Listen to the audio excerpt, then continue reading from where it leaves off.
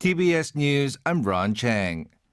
The World Health Organization has said 9.5 million COVID-19 cases were recorded around the world over the last week, a 71% surge compared to the previous week. WHO Director General Tedros Adhanom Ghebreyesus said during a regular press briefing that he was certain the weekly tally was underestimate because of a backlog in testing during the year-end holidays. Dr. Tedros noted that while the Omicron variant appears to be less severe than Delta, it does not mean it should be categorized as mild. He said, in fact, the tsunami of cases fueled by Omicron is so huge and quick that it is overwhelming health systems around the world. WHO Emergency Chief Dr. Michael Ryan also said speculation that Omicron might be the last variant of the outbreak was wishful thinking. Prime Minister Kim Bo-kyum says South Korea is clearly seeing a downward trend in new coronavirus infections amid tighter antivirus curbs and the ongoing vaccine rollout. He made the remarks as the Korea Disease Control and Prevention Agency reported 3,717 new coronavirus cases today, marking a big drop from 2 weeks ago when daily caseloads topped 6,000.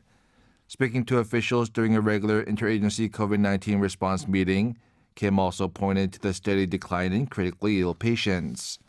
According to the KDCA, 839 severe coronavirus patients were in intensive care units across the country, compared to the high of 1,084 recorded in the weeks prior. Despite these positive signs, Kim still urged caution and said the government will continue to expand its medical capabilities and speed up vaccinations. He added the first shipment of antiviral COVID-19 pills will arrive next week. Meanwhile, more than 20 million people in South Korea aged 18 and up have gotten a COVID-19 vaccine booster shot. The figure covers 45.3% of the population. The milestone was achieved 87 days after the booster rollout began in the country on October 12. The Unification Ministry has said there is no change in the government's stance that it hopes the upcoming Beijing Olympics will contribute to peace and prosperity in Northeast Asia and the world. The ministry made the remark in response to reports that North Korea said it supports the event despite their absence. And events to mark the anniversary of the attack on the U.S. Capitol by supporters of former President Donald Trump have exposed the country's enduring political divide. In a speech, President Joe Biden accused his predecessor of inciting the assault because he couldn't accept that he lost the last election. The BBC's Anthony Zerker reports. President Joe Biden used the televised address to launch one of his most sharply worded attacks on Donald Trump since the 2020 presidential campaign.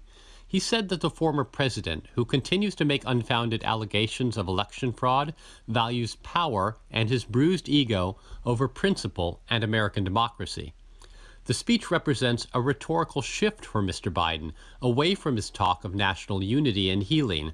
The speech prompted quick condemnations from Republicans in Congress, who largely stayed away from the day's events, and the former president himself.